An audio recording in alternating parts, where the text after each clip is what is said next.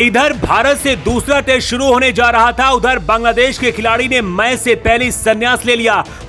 बांग्लादेश के क्रिकेटर ने खुलकर लिया शेख हसीना का साथ, कहा वापस गया तो यूनुस कर देगा बर्बाद। बांग्लादेश की नई सरकार को जमकर धोया, संन्यास लेने के बाद वो फूट फूट कर रोया।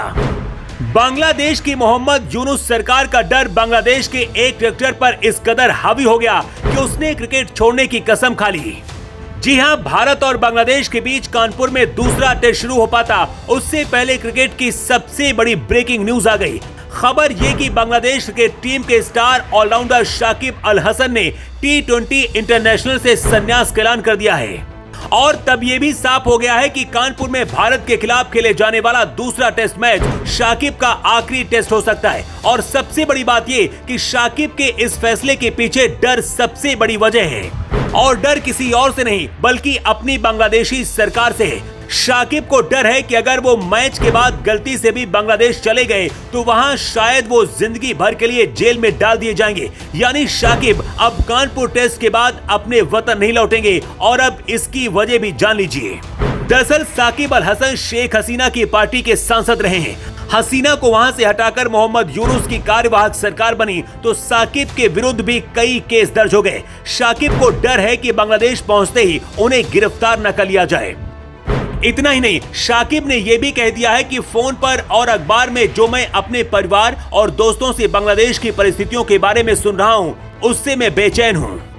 यानी शाकिब क्लियर कट बोल रहे हैं कि वो बांग्लादेश नहीं जाएंगे। अब जेवर 24 के इस रिपोर्ट में ये भी जान लीजिए कि आखिर शाकिब किस देश में शरण लेंगे। जवाब है अमेरिका, क्योंकि शाकिब की पत्नी अमेरिका की नागरिक है।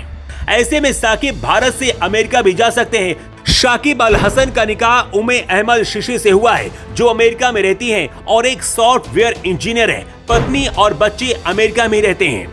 अब सोचिए कि अपने देश के सुपरस्टार के साथ बांग्लादेश क्या कर रहा है, किस हद तक मोहम्मद यूनुस की सरकार गिर चुकी है। बांग्लादेश की जनता ये भूल गई कि 19 साल की उम्र में शाकिब ने 6 अगस्त 2006 को वनडे में बांग्लादेश के लिए डेब्यू किया था और उसके बाद से अब तक वो बांग्लादेश के सबसे बड़े क्रिकेटर माने जाते हैं।